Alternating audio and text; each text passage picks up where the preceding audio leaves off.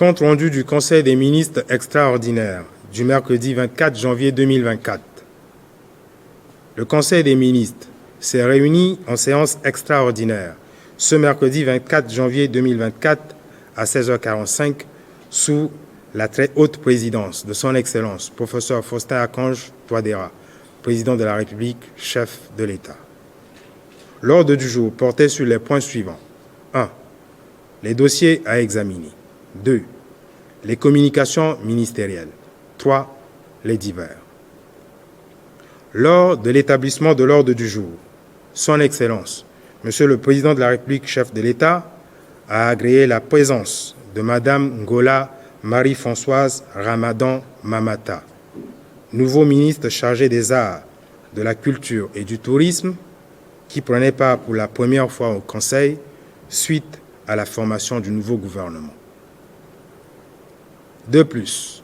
avec l'autorisation de son Excellence, Monsieur le Président de la République, chef de l'État, le ministre chargé du secrétariat général du gouvernement et des relations avec les institutions de la République a donné la position des membres du gouvernement absents. Au titre des dossiers à examiner, ministre du Travail, de l'Emploi, de la Protection sociale et de la formation professionnelle. Invité par son Excellence, Monsieur le Président de la République, chef de l'État, à prendre la parole, Madame le ministre du Travail, de l'Emploi, de la Protection sociale et de la formation professionnelle a soumis à l'examen du Conseil pour adoption le projet de décret portant approbation des statuts de la Caisse nationale de sécurité sociale, en abrégé CNSS. Madame le ministre a indiqué que ce projet de décret relève de la vision politique de son Excellence, Monsieur le Président de la République, chef de l'État, traduite en déclaration de politique générale du gouvernement, donnant lieu le 23 novembre 2022 à une lettre de mission à elle adressée par Monsieur le Premier ministre, chef du gouvernement, mettant un accent particulier sur la protection sociale. Il convient de rappeler que le traité instituant la Conférence interafricaine de prévoyance sociale, en abrégé CIPRES, engage les États membres à fixer des règles communes de gestion ainsi que l'élaboration de propositions tendant à l'harmonisation des dispositions législatives et réglementaires applicables aux organismes de prévoyance sociale et au régime de prévoyance sociale des États membres. Au plan interne, plusieurs initiatives de réforme législative ont abouti à la promulgation par son Excellence, Monsieur le Président de la République, chef de l'État, de la loi numéro 20.004 du 13 janvier 2020 portant organisation du cadre institutionnel, juridique et financier applicable aux entreprises et établissements publics. À l'appui de sa présentation, le ministre a soutenu que le projet des statuts intègre les dispositions de la directive communautaire à l'effet non seulement d'harmoniser ces textes de base avec ceux des autres organismes de prévoyance sociale de la zone CIPRES, mais aussi de rationaliser la gestion à travers la maîtrise des charges de fonctionnement et conserver l'essentiel des ressources aux objectifs du gouvernement en matière de sécurité sociale. L'argumentaire du dossier se fonde également sur la prise en compte des recommandations de l'étude actuarielle de la CNSS de 2019. Après examen et discussion, le Conseil a marqué son accord et adopté le projet de décret portant approbation des statuts de la Caisse nationale de sécurité sociale. Il sera soumis à la signature de son Excellence, Monsieur le Président de la République, chef de l'État. Ministère de la Santé et de la Population.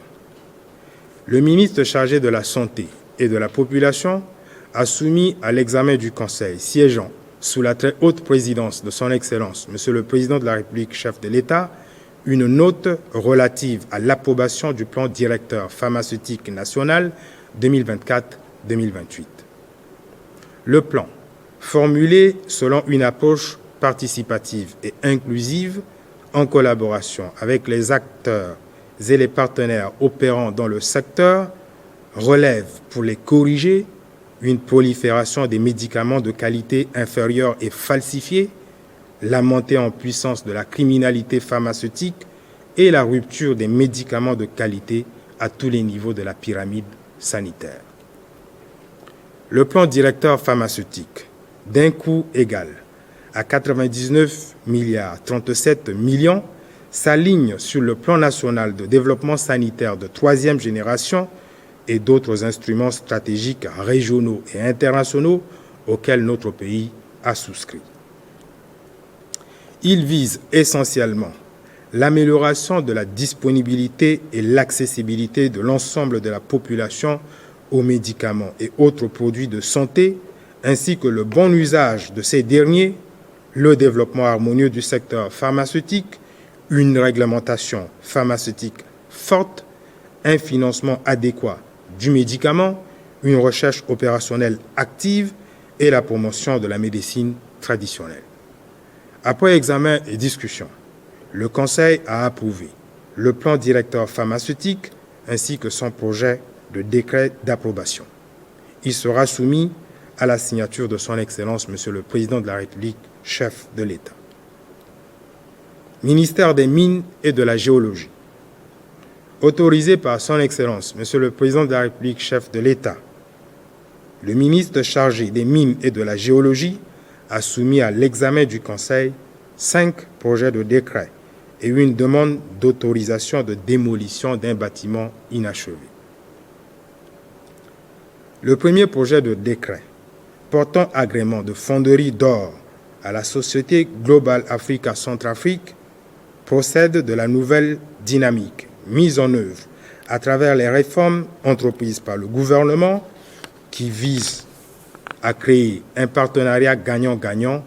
et encourager l'installation de nouvelles sociétés de droit centrafricain de bonne moralité disposant de ressources nécessaires en vue de soutenir l'effort d'amélioration du climat des affaires en République centrafricaine. Le ministre a soutenu que la société Global Africa Centrafrique, qui est une société à responsabilité limitée, au capital social de 10 millions de francs CFA, est immatriculée au registre de commerce et de crédit immobilier. La société qui a sollicité du ministère l'obtention d'un agrément de fonderie d'or a satisfait à toutes les conditions requises pour l'obtention d'un agrément de fonderie d'or en s'acquittant des frais afférents exigibles par la réglementation minière en la matière. Après examen et discussion, le Conseil a approuvé le projet de décret portant agrément de fonderie d'or à la société Global Africa Centrafrique. Il sera soumis à la signature de son Excellence, Monsieur le Président de la République, chef de l'État. Les 3 autres projets de décret soumis par le ministre des Mines et de la Géologie à l'examen du Conseil portent respectivement sur le renouvellement de 3 permis de recherche aux sociétés China Chongqing International Group Centrafrique, l'attribution de 5 permis de recherche à la société Sigma Ressources CIAR 1, l'attribution de 5 permis de recherche à la société Sigma Ressources CIAR 2. Le ministre a affirmé que ces 3 sociétés, qui ont leur siège à Bangui, sont immatriculées au registre du commerce et de crédit immobilier et ont déposé leurs demandes respectives, conformément aux dispositions de l'article 30 du décret numéro 09.026 du 30 avril 2009 fixant les conditions d'application de la loi numéro 09.005 du 29 avril 2009 portant code minier de la République centrafricaine. Après examen et discussion, le Conseil a approuvé les 10 projets de décret.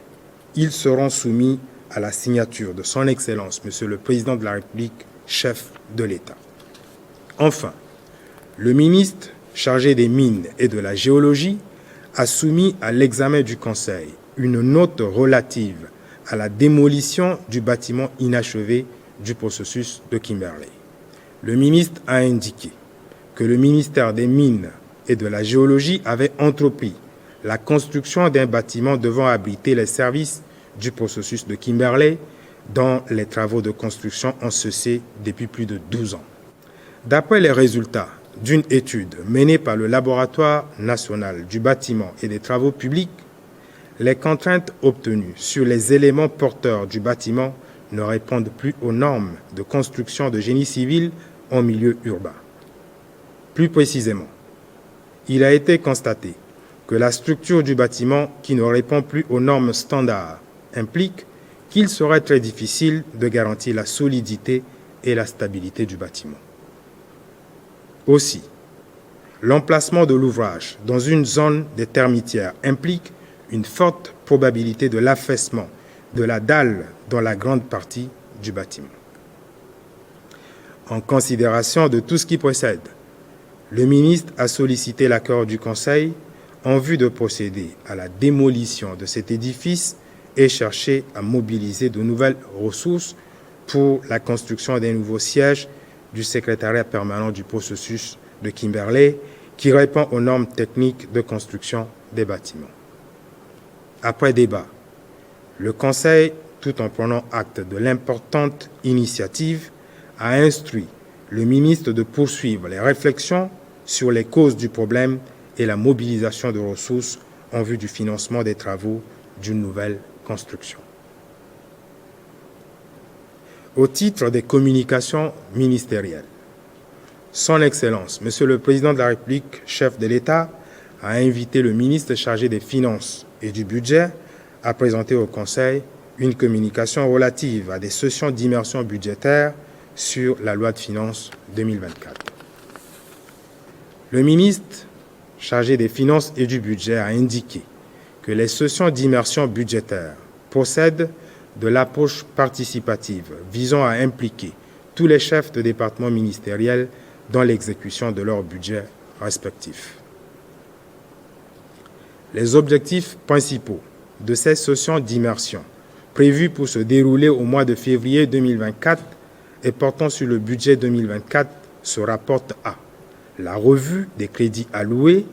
les innovations ou mesures nouvelles qui impactent les différents départements ministériels, la priorisation des besoins et programmes à exécuter sur l'exercice budgétaire et la planification en fonction du plan de trésorerie.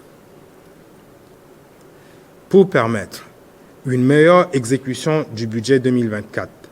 au moment où notre pays renoue avec le Fonds monétaire international à travers le programme appuyé par la facilité élargie de crédit, la nécessité d'éviter des dérapages dans l'exécution du budget sera un signal fort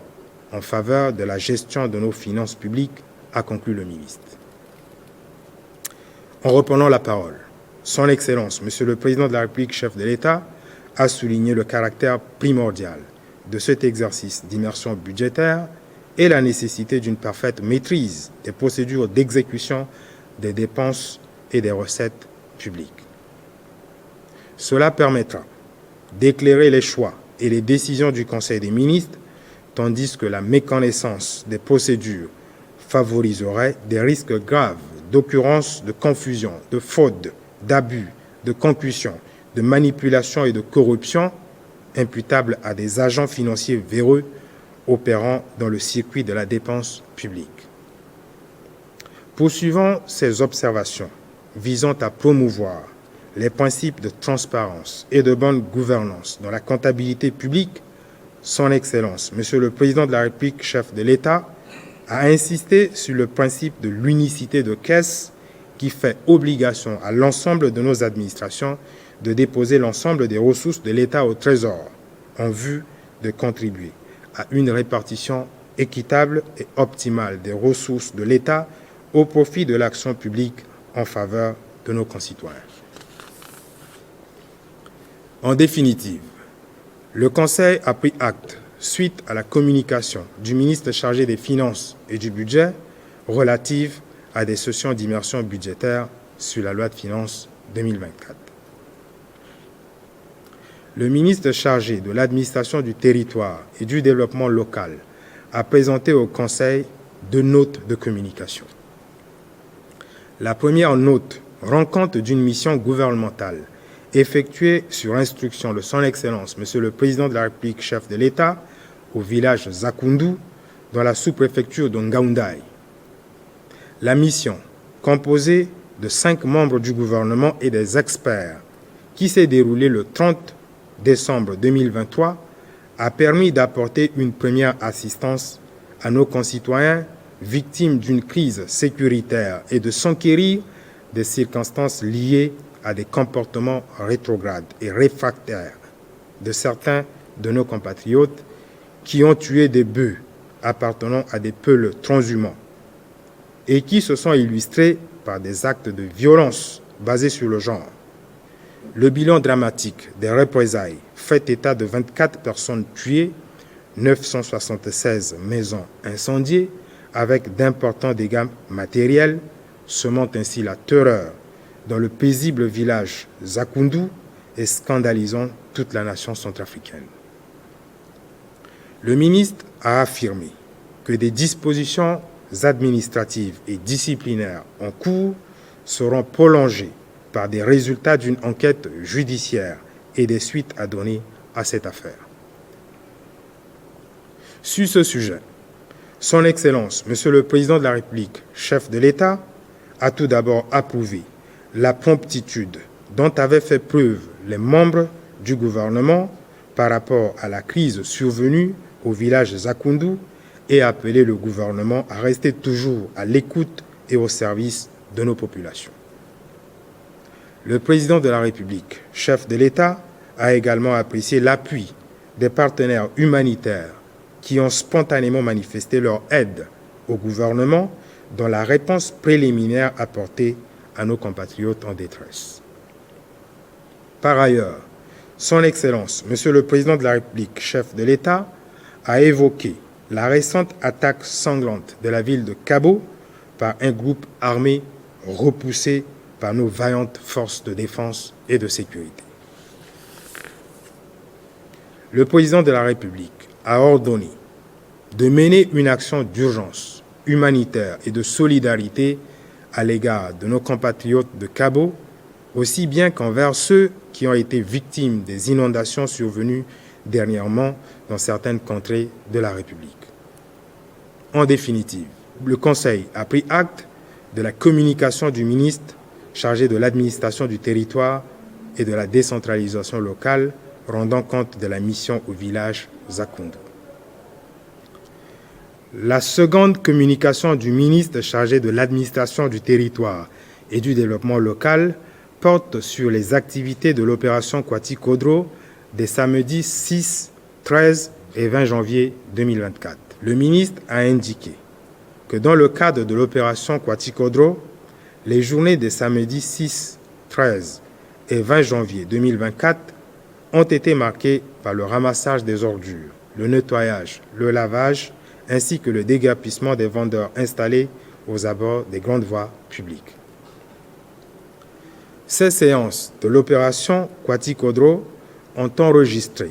dans les 5e et 8e arrondissements la présence active et la participation de Son Excellence Monsieur le Président de la République, chef de l'État,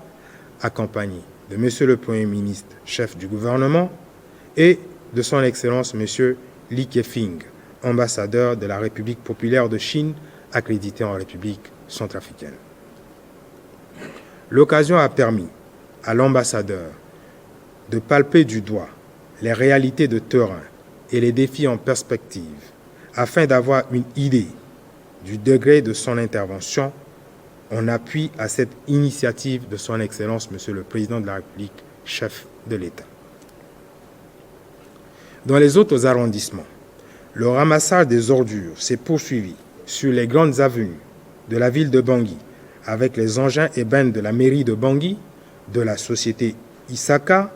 de la direction de la protection civile, des sapeurs-pompiers, avec l'appui de la police nationale et de la police municipale de la ville de Bangui. Le ministre a informé le Conseil que 2 bacs à ordures sont installés au marché combattant et qu'une grande réunion de sensibilisation s'est tenue à la mairie du 8e arrondissement. Cette réunion a été marquée notamment par la mise en garde adressée à tous ceux qui tenteraient d'occuper la voie publique et une annonce de délocalisation future du marché combattant. Les activités de l'opération Kwatikhodro se poursuivant le samedi 27 janvier 2024 selon le programme établi avec la participation des entités impliquées, a conclu le ministre. Son Excellence, Monsieur le Président de la République, chef de l'État, a invité tous les membres du gouvernement à s'investir davantage dans les activités et l'appropriation de l'opération Kwatikhodro en vue d'assurer un environnement salubre et donner à notre pays une image noble et de fierté. En définitive, le Conseil a pris acte, suite à la communication du ministre chargé de l'administration du territoire et du développement local, relative aux activités de l'opération Kwatikhodro. Le ministre chargé des Transports et de l'Aviation civile a rendu compte au Conseil de la mise en œuvre du décret numéro 23.149 du 6 juin 2023 fixant les barrières légales en République centrafricaine. Le ministre a indiqué que le comité chargé de démanteler les barrières illégales a tenu une réunion ce jeudi 24 janvier 2024 sous la conduite de Monsieur le Premier ministre, chef du gouvernement. Il a été retenu à l'occasion de cette réunion l'élaboration d'un projet de texte fixant un cadre de sanctions, la mise à disposition de quittances sécurisées dans les plus brefs délais, la conduite prochaine d'une mission de la brigade mixte de contrôle mobile et de surveillance des barrières dans notre pays. Le Conseil en a pris acte. Au titre des divers, le ministre chargé de la Santé et de la Population a informé le Conseil que l'Alliance Gavi, qui prône la vaccination dans le monde, vient de notifier à notre pays un appui financier de 23 millions de dollars pour renforcer le système sanitaire dans le cadre de la vaccination. Par ailleurs,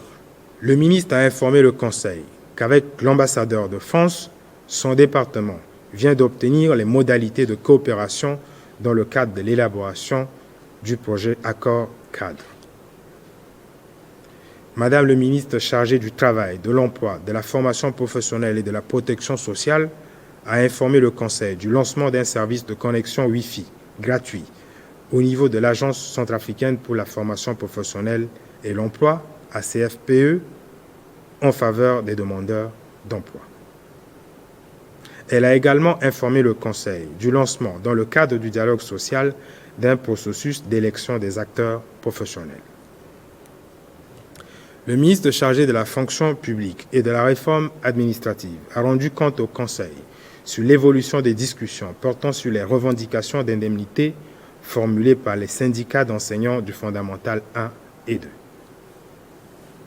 Le ministre chargé du développement de l'énergie et des ressources hydrauliques a informé le Conseil du lancement des travaux du comité de coordination sectorielle pour les nouvelles technologies de l'information et de la communication. Le ministre a également informé le Conseil au sujet de travaux d'entretien en cours au niveau des installations de Boili 2, alors que des perturbations sont apparues durant ces dernières semaines dans la distribution de l'électricité en faveur des populations de Bangui et ses environs. Le ministre chargé du secrétariat général du gouvernement et des relations avec les institutions de la République a informé le Conseil, d'une part, sur le déroulement des travaux de la session extraordinaire de l'Assemblée nationale et d'autre part, sur la session gouvernementale d'information relative au processus de formulation du plan national de développement 2024-2028